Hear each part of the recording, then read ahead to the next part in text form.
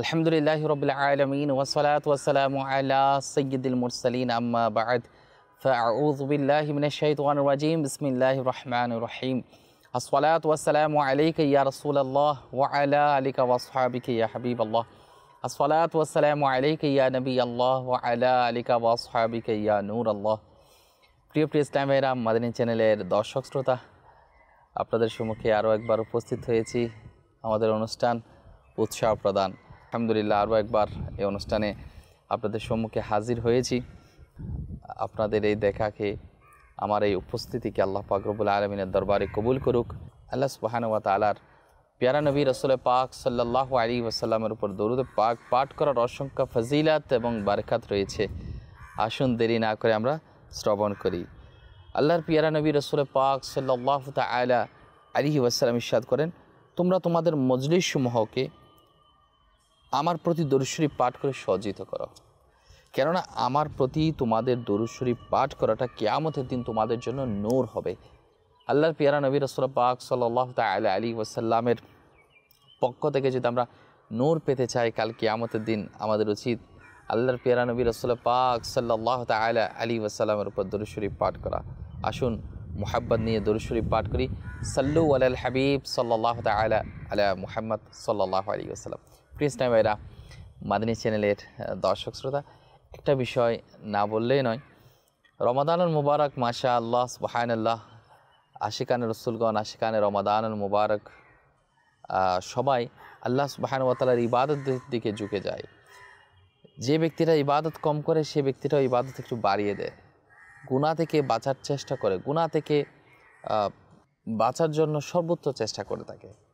এবং আল্লাহর প্যারা নবী রাসূল পাক সাল্লাল্লাহু আলাইহি ওয়াসাল্লামের উপর দরুদ পাকের অভ্যস্ত, কোরআনে পাকের তেলাওয়াত এবং অসংখ্য জিকির আজকার এবং নামাজ কালামের মধ্যে মানুষ মশগুল থাকে।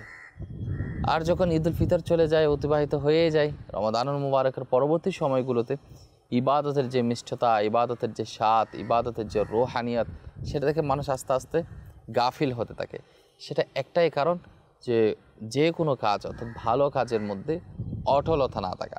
যদি আমরা অটল থাকি, যে কাজ আমরা করব সেই কাজ যদি আমরা অটল না থাকি, তাহলে কখনোই আমরা সাকসেস হতে পারবো না। আমাদের উচিত জীবনে চলার পথে, সেটা হোক দ্বীনি কিংবা দুনিয়াবি, প্রত্যেকটা কাজ আল্লাহ রাসূল সাল্লাল্লাহু তাআলা আলাইহি ওয়াসাল্লামের সন্তুষ্টি অর্জনের উদ্দেশ্য হওয়াটা আবশ্যক রয়েছে। সাথে সাথে সে কাজটা অটলতার সাথে করতে হবে। কিছুদিন করলাম, আবার ব্রেক দিলাম, আবার শুরু করলাম, এরকম নয়। বরঞ্চ আমি অল্প অল্প করে শুরু করি, অল্প অল্প করে শুরু করে হলেও আমি সফলতা অর্জনের জন্য, আল্লাহ সুবহানাহু ওয়া তাআলার ইবাদত এর জন্য, আল্লাহ তাআলার সন্তুষ্টির জন্য আমি যাতে একটা পর্যায়ে গিয়ে এমন জায়গায় পৌঁছাতে পারি যে অটলতার মাধ্যমে আমি যাতে পিছপা না হই। আর হ্যাঁ, আজকে আমরা শুনবো অটলতা সম্পর্কে। আর এই উৎসাহ উদ্দীপনা যদি আমরা আমাদের মধ্যে রাখি, আমরা আমাদের পরিবারবর্গকে দিতে পারি, আমরা আমাদের অধীনস্থদেরকে দিতে পারি, আমরা যারা আমাদের উপরস্থ রয়েছে তাদেরকেও দিতে পারি, তাহলে ইনশাআল্লাহ তাআলা, আল্লাহ যদি দয়া করে, আল্লাহ তাআলার যদি মেহেরবানি করে, তাহলে জীবনের মধ্যে সফলতা অর্জন করাটা খুবই আসানি হবে, খুবই সহজতর হবে। আল্লাহ সুবহানাহু ওয়া তাআলা আমাদেরকে উৎসাহ উদ্দীপনার সাথে একে অপরকে এই কাজটার ব্যাপারে বোঝানোর সে তৌফিক দান করুন, যাতে প্রত্যেকটা কাজের মধ্যে মানুষ অটল থাকতে পারে ভালোভাবে। আল্লাহ পাক রব্বুল আলামিনের প্যারা মাহবুব সাল্লাল্লাহু আলাইহি ওয়াসাল্লামের উপর আরেকবার দরুদ শরীফ পাঠ করে সাল্লু আলাল হাবিব সাল্লাল্লাহু তাআলা আলা মুহাম্মদ সাল্লাল্লাহু তাআলা আলাইহি ওয়াসাল্লাম। প্রিয় ভাইরা, মাদানী চ্যানেলের দর্শক শ্রোতা, আসুন আমরা দেরি না করে আল্লাহ পাক রব্বুল আলামিনের প্যারা মাহবুব হুজুর পুর নূর রাসূল পাক সাল্লাল্লাহু তাআলা আলাইহি ওয়াসাল্লামের হাদিস মুবারাকা ইনশাআল্লাহ তাআলা আমরা শুনবো ইনশাআল্লাহ তাআলা। আল্লাহ পাক রব্বুল আলামিন অটলতার সম্পর্কে কিভাবে ইরশাদ করেন। আল্লাহ পাক 24তম পারা সূরা হামিম এর সিজদার 30 নং আয়াতে আল্লাহ সুবহানাহু ওয়া তাআলা ইরশাদ ফরমান, তরজমাই কানজুল ঈমান, নিশ্চয় ওইসব লোক যারা বলেছে আমাদের রব আল্লাহ, অতঃপর সেটার উপর স্থির রয়েছে, তাদের উপর ফেরেশতা অবতীর্ণ হয় আর বলে, না ভীত হও এবং না দুঃখ করো এবং আনন্দিত হও এই জান্নাতের উপর যার সম্পর্কে তোমাদের প্রতিশ্রুতি দেওয়া হতো। সুবহানাল্লাহ, সুবহানাল্লাহ। তাফসিরে সিরাতুল জিনানের মধ্যে এটার ব্যাপারে আসছে নিশ্চয় ওই সকল লোক যারা আল্লাহ পাকের প্রতিপালক হওয়া, অর্থাৎ আল্লাহ পাক যে প্রতিপালক, সে আল্লাহ পাকের প্রতিপালক হওয়া, তার একাত্মবাদকে স্বীকার করে এবং বলে আমাদের প্রতিপালক শুধুমাত্র আল্লাহ পাক, অর্থাৎ আল্লাহ রাব্বুল আলামিন। অতঃপর তারা এই স্বীকারোক্তির পর এর চাহিদার উপর অটল থাকে। আল্লাহু আকবার। কেমন? তাদের এই সুসংবাদ দিয়ে বলো যে তুমি আখিরাতের অবস্থার প্রতি ভীত হইও না, পরিবার পরিজন ইত্যাদির মধ্যে যা কিছু পেছনে রেখে এসেছো তাদের জন্য দুঃখ করো না। আল্লাহু আকবার। আর এই জান্নাতের প্রতি খুশি হয়ে যাও, যার সম্পর্কে তোমাদের সাথে দুনিয়ায় আল্লাহ পাকের রসুলগণের পবিত্র জবানে ওয়াদা করেছে। সুবহানাল্লাহ। আমরা জান্নাত পেতে চাই, জান্নাতের নিয়ামত আমরা ভোগ করতে চাই। আর যদি জান্নাতের নিয়ামত ভোগ করতে হয়, আল্লাহকে যে মেনেছি, আল্লাহকে একত্ববাদের স্বীকারোক্তি দিয়েছি, এটার উপর অটল থাকতে হবে। যে কোনো কাজ সফলতার শীর্ষ পর্যায়ে যদি আমরা নিতে যাই, তাহলে আমাদের উচিত উৎসাহ উদ্দীপনার সাথে এই কাজকে আমাদের অন্তরের মধ্যে ধারণ করা, যে আমি এই কাজের মধ্যে অটল থাকব।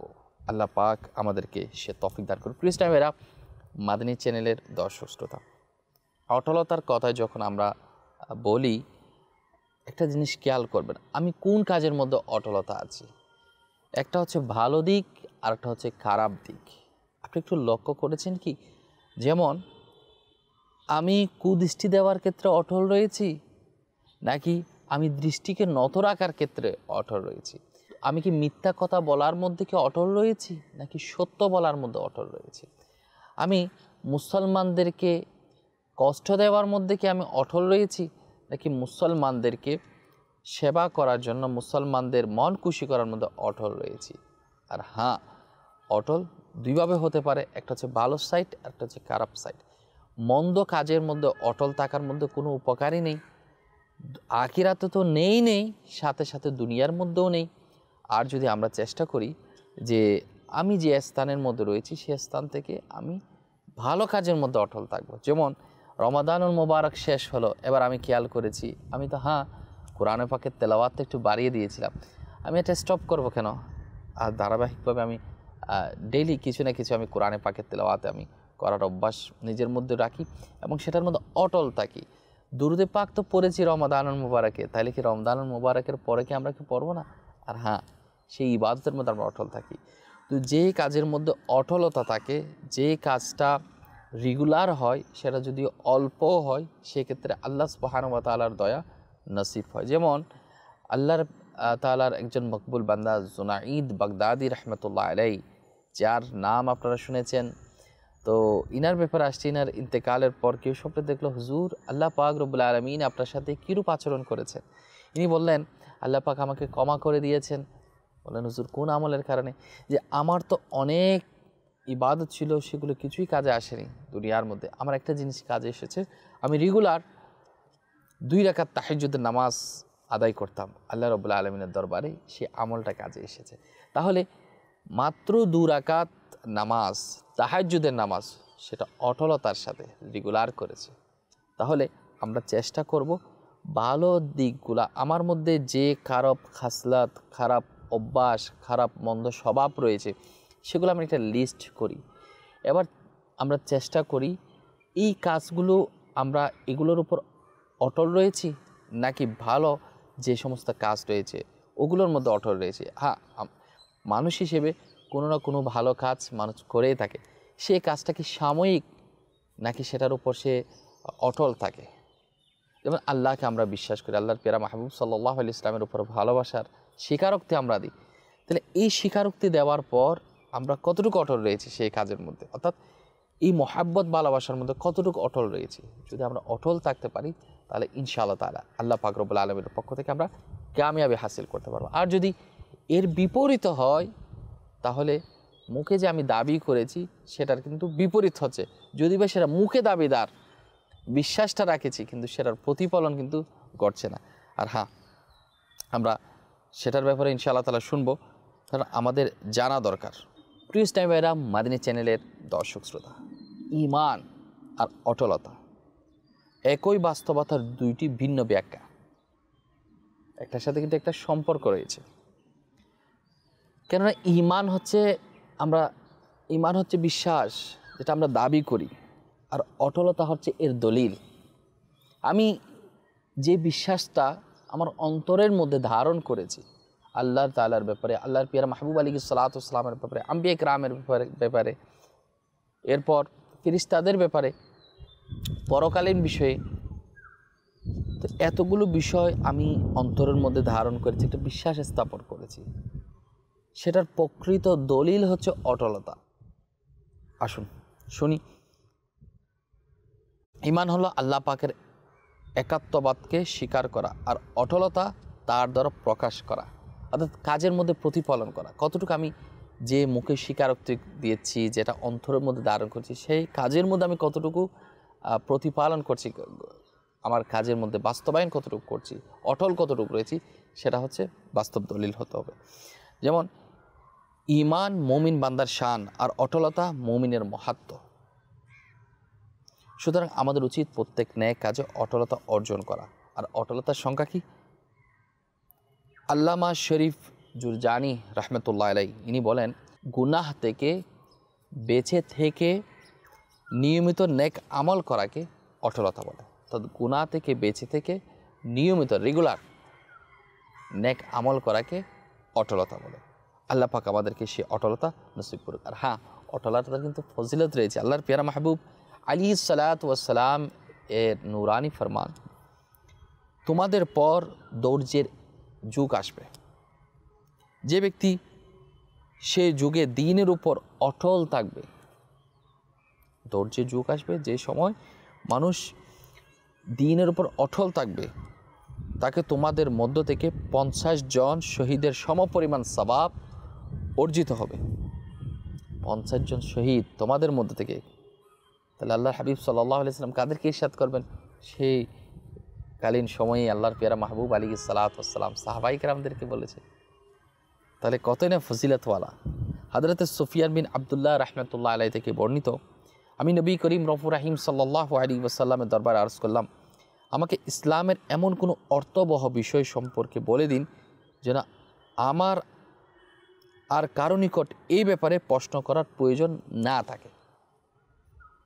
এমন কিছু জিনিস বলে দিন যাতে আমাকে এর ব্যাপারে অন্য কাউকে প্রশ্ন করার অবকাশ না থাকে, আল্লাহু আকবার, প্রয়োজন না থাকে। তখন নবী পাক রহমাতুল্লিল আলামিন হুজুর পাক সাল্লাল্লাহু আলাইহি ওয়াসাল্লাম ইরশাদ ফরমান, আমি আল্লাহ পাকের প্রতি ঈমান এনেছি, অতঃপর তাতে অটল থাকো। অর্থাৎ আমি আল্লাহ পাকের ইবাদত, আমি আল্লাহ পাকের উপর ঈমান এনেছি, নিজের ব্যাপারে খেয়াল করেন। এবার সেটার উপর অটল থাকা। আচ্ছা, মুখে বলছি যে আল্লাহ তাআলার উপর ঈমান এনেছি, তাহলে যেই আল্লাহ পাকের প্রতি আমি আপনি ঈমান এনেছি, বিশ্বাস স্থাপন করছি, তাহলে সেই আল্লাহ পাক রব্বুল আলামিনের বিধিবিধান মানা, আল্লাহ পাক যেটা নির্দেশ দিয়েছেন, যেটা আদেশ করেছেন, সেটা মান্য করা। যে কাজের ব্যাপারে আল্লাহর পেয়ারা নবী রাসূলুল্লাহ পাক সাল্লাল্লাহু আলাইহি ওয়াসাল্লাম নিষেধাজ্ঞা করেছেন, নিষেধ করেছেন, আল্লাহ এবং আল্লাহর হাবিব সাল্লাল্লাহু আলাইহি ওয়াসাল্লাম যেটাকে মানা করেছেন, সেটা যদি আমরা সেটা থেকে বিরত থাকি, তাহলে আমার ঈমানের মধ্যে আমি যে মুখে বলেছি, অন্তরের মধ্যে ধারণ করেছি, সেটা কিন্তু বাস্তবতা কিন্তু সেটার উপর ডিপেন্ড করে। কার্যত কতটুকু আমি আমল করি, অটলতা কতটুকু আমার মধ্যে রয়েছে। আল্লাহ পাক আমাদেরকে বোঝার সে তৌফিক দান করুক। কৃষ্ণা বেরা মাদিনী চ্যানেলের দর্শক শ্রোতা, আসলে অটলতা, স্থায়িত্ব, যে কোনো কাজ স্থায়িত্ব হওয়া, এটার মধ্যে মজবুতি, অটল থাকা ওই কাজের মধ্যে, সে ভালো কাজের মধ্যে, সেটা কিন্তু কারামতের চাইতেও বেশি মহাশক্তিবান। যেমন কারামত, অলৌকিক ঘটনা ঘটে যাওয়া, অলৌকিক জিনিস ঘটে যাওয়া, স্বাভাবিক বা অলৌকিক জিনিস ঘটতেই পারে। আর যখন সেটা আল্লাহওয়ালা, আল্লাহ নেক বান্দাদের মাধ্যমে হয়, সেটা কারামত হয়। আর কারামত তো মাশাআল্লাহ। আচ্ছা, কারামত তো সংগঠিত হয়ে গেল, আর বলা হচ্ছে অটলতা কারামতের চেয়ে অনেক বড়। যেমন কেউ 5 ওয়াক্ত নামাজ আদায় করার সাথে সাথে নফল নামাজ আদায় করে, এখন সেটা কি সে কতটুকু করছে? একদিন দুদিন স্পিড বাড়াই দিল, হ্যাঁ, এই যে আপনারা তো ঠান্ডা পানীয় দেখেছেন, যখন সেটা ঠান্ডা পানীয় খোলা হয়, স্পিড বুদবুদগুলো উঠতে থাকে, এরপর আবার নিচে ডাউন হতে থাকে। তাহলে সে স্পিড মাত্রায় অল্প কয়েকদিনের জন্য, নাকি যে কাজটা শুরু করেছে সে কাজের মধ্যে অটলতা রয়েছে, এবং সেটা ধীরে ধীরে কি কমতে শুরু করেছে না ধীরে ধীরে সেটা বৃদ্ধি পাচ্ছে, সেটা হচ্ছে বড় বিষয়। আমরা অনেক সময় ইবাদত করি, জজবার মধ্যে এসে এমন কাজ করি 1-2 দিন, আল্লাহ লাগে মনে হয় আমি এখন সব কিছু করে ফেলবো, অথচ 2-1 দিন যেতে বা না যেতে সেটার মধ্যে অটলতা পাওয়া যায় না। অটলতা যদি না থাকে তাহলে সেটা পরিপূর্ণতা কীভাবে লাভ করবে? হযরতে আবু আলী জাওজানি রহমতুল্লাহ আলাই ইনি বলেন, অটলতা অবলম্বন করো, কারামতের আকাঙ্ক্ষী হইও না, কেননা তোমার নফস কারামতের আকাঙ্ক্ষা রয়েছে, আর তোমার প্রতিপালক তোমার নিকট অটলতা চাইছে। আমরা আমার রব আল্লাহ তাআলা আমাদের উপর অটলতা চাইছে, তাহলে আমি কেন অটলতা উপর আমার অন্তরের মধ্যে একটু নিয়ত যদি না রাখি যে আমি এই কাজটা এমনভাবে করব, অটলতার সাথে করব। আল্লাহ আল্লাহ আল্লাহ প্লিজ টাইমেরা মাদানী চ্যানেলের দর্শক শ্রোতা, সাহাবায়ে কেরাম আলাইহিম রিদওয়ানগণ ঈমান যখন এনেছে, এই ঈমানের উপর আল্লাহ পাকের একত্ববাদের উপর, আল্লাহ ছাড়া কোনো মাবুদ নাই, হযরত মুহাম্মদ সাল্লাল্লাহু আলাইহি ওয়াসাল্লাম আল্লাহ তাআলার প্রেরিত রাসূল, যখন মুখে স্বীকারোক্তি দিয়েছে, তাদের চোখের সামনে জান কুরবান হয়েছে, তাদের নিজের জান কুরবানি দিতে হয়েছে। কেমন কুরবানি?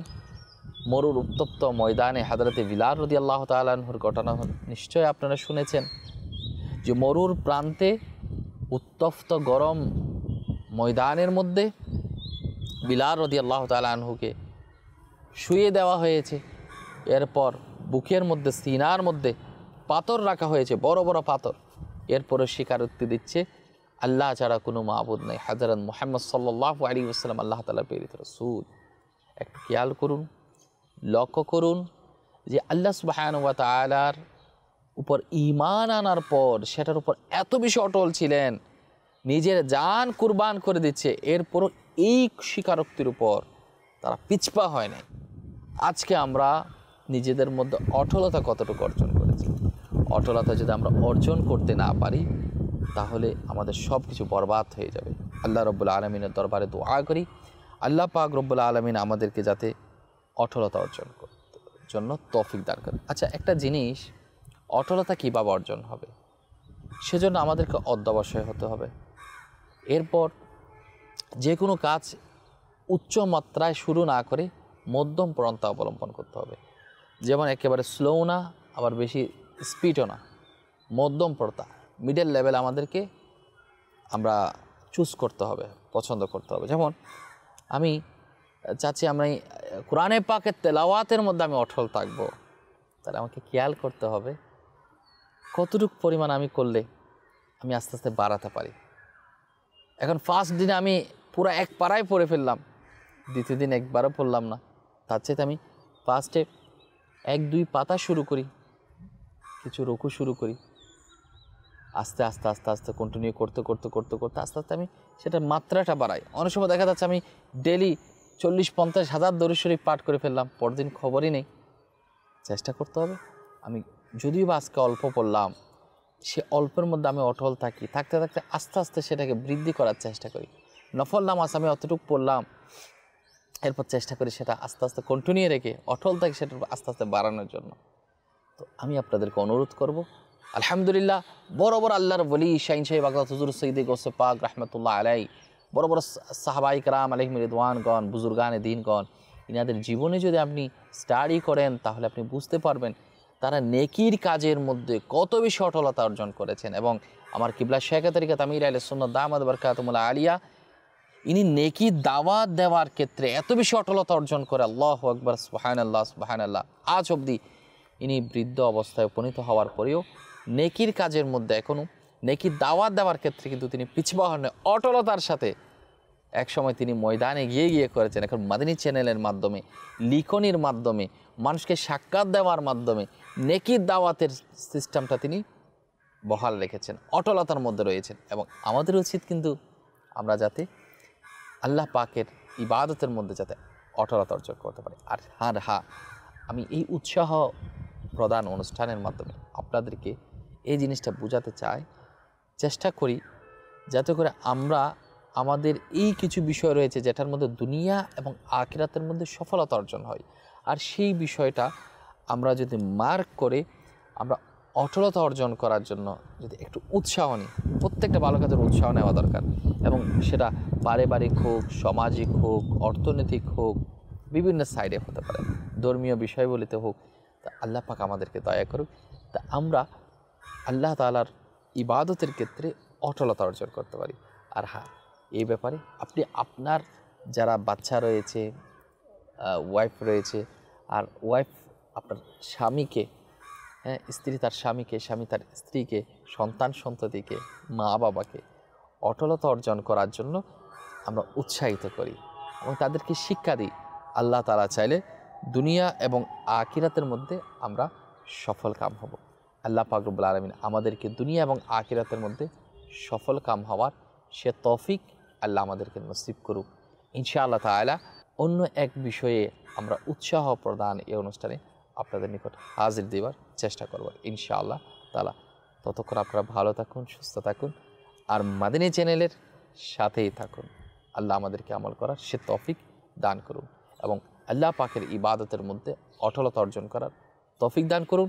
সাথে সাথে খারাপ কাজের মধ্যে যে অটলতা যাতে আমরা দূর করতে পারি, আল্লাহ পাক সে তৌফিক আমাদেরকে নসিব করুন। আমিন বিজাহিন নবীল আমিন সাল্লাল্লাহু তাআলা আলাইহি ওয়াসাল্লাম।